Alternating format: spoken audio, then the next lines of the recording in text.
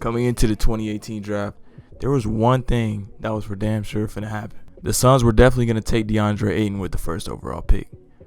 Now, at the time, that looked like the sure thing. He was very dominant on offense in college. He was from Arizona. Not only from Arizona, the college, but he grew up in Arizona. It looked like a sure thing for him to go to the Phoenix Suns. DeAndre Ayton would get to the Phoenix Suns, and in his first couple of years, people started calling him a bust and disappointing. They said, man, DeAndre Ayton got picked before Luka Doncic, Trey Young, Michael Porter Jr., and he's barely even progressing. However, though, all of a sudden this season he breaks out, and more in the playoffs than anything else, he breaks out as a great pick that is necessary for this Suns team improvement. He just came off last night of a 20-20 game, or a 19-20 game. He didn't have 20 points, but almost a 20-20 game, and he was easily the best player on the court for both the Suns and the Clippers. Now, nobody saw this happening. DeAndre Ayton in the playoffs so far is averaging 16 points, 11 rebounds, shooting 72% from the field. DeAndre Ayton was at one time thought of as a bust, and now he's like one of the most integral parts to that Phoenix Suns success. Today we'll go over the weird 2018 draft and how they look 3 years later. Since we already did DeAndre Ayton, let's start with the second pick overall in the 2018 draft. Marvin Bagley. Marvin Bagley came in with draft comparisons to Kevin Garnett. They said Marvin Bagley was going to be Kevin Garnett with a three-point shot and a more diverse offensive game. Now, through his first 3 seasons, Marvin Bagley is one of the most injury-prone players in the league. In his first season, he only played 62 games, and he only started 4 of them, and he still got hurt. In his second season, he played 13 games. 13 games! The man that had draft comparisons to Kevin Garnett is playing 13 games in an 82-game NBA season. And this season, he only played 43 games. This man that came in with Kevin Garnett comparisons, who was picked over Trey Young, Luka Doncic, and Michael Porter Jr., I feel like he's a couple years away from being out the league. Now, if you look at his stats, it's not that bad.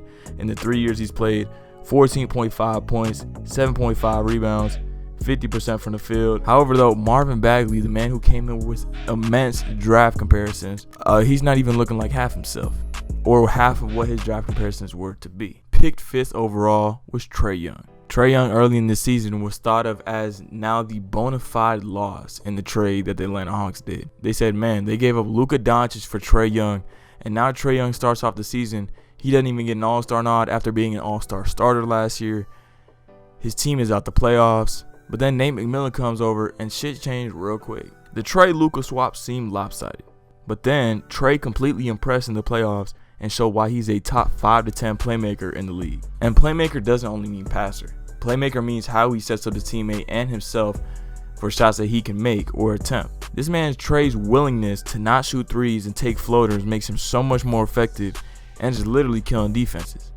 Against the Sixers had a big problem with that. They were playing drop coverage. And you can play good drop coverage, but they were playing it so low to where nobody was contesting the floater. And, they had Ben Simmons on him, and he wasn't even contesting the floater. Why his willingness to not shoot threes is so effective is because this league has become such a three-point shooting league. When you start missing them, the other team is going to go on a run, and he makes a good job of preventing those runs from happening.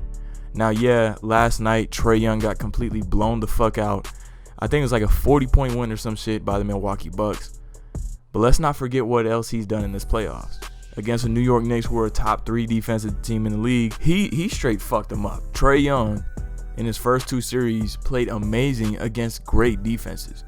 And yeah, I know in Game 7 he shot like shit, but his playmaking was on a whole nother level and was arguably the best player on that floor. Trey Young was kind of just infamous for being known as the worst of the trade that happened between him and Luka Doncic. But man, he's really turned it around and showed himself as being a top 5 point guard in the league. And the most fascinating thing about this draft is that most of the better picks came later in the lottery. Michael Porter Jr., Shai Gilgeous-Alexander, and Miles Bridges are all better players than Jaren Jackson Jr., Mo Bamba, Wendell Carter, Colin Sexton, Kevin Knox, and Miles Bridges. However, though, these late lottery picks became something crazy. The Clippers drafted SGA, and his ceiling was unknown. They didn't know what he really was.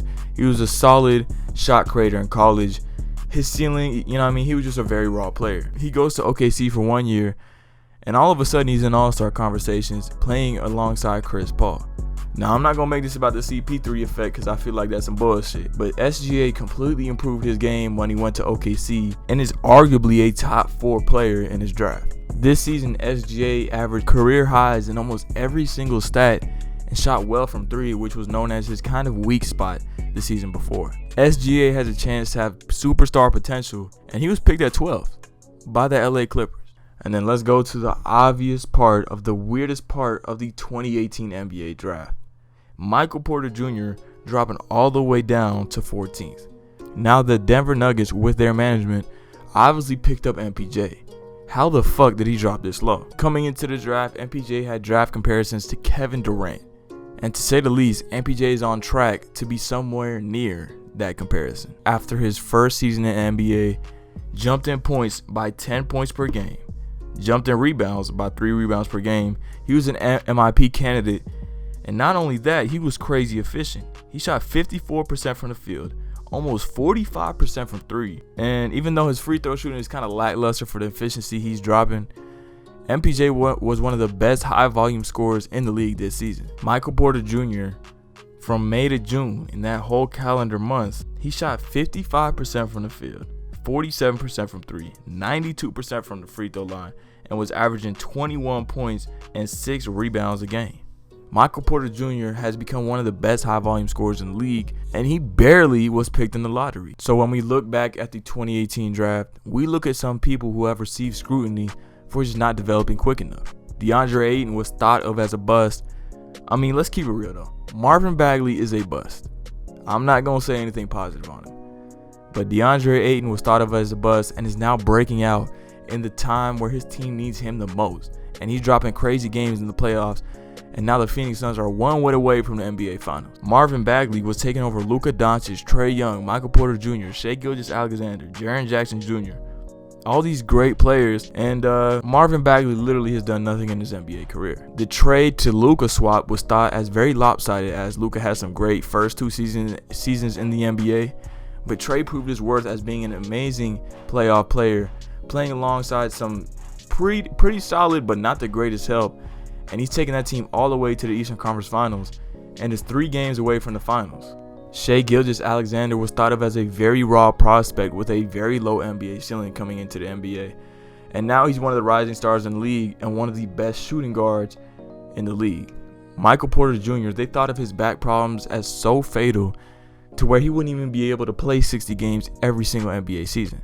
And then this NBA season, he plays the most games of his career and plays pretty well in the playoffs, at least in the first round. In the second round, he was very suspect, but MPJ has lived up to that title of being a future scoring champion, and he's only in his 3rd season. The 2018 draft was so weird because of how lopsided things were and how misconceptions that were created a couple years ago just aren't true, aka DeAndre Ayton being a bust. Hey, thank you for watching the video.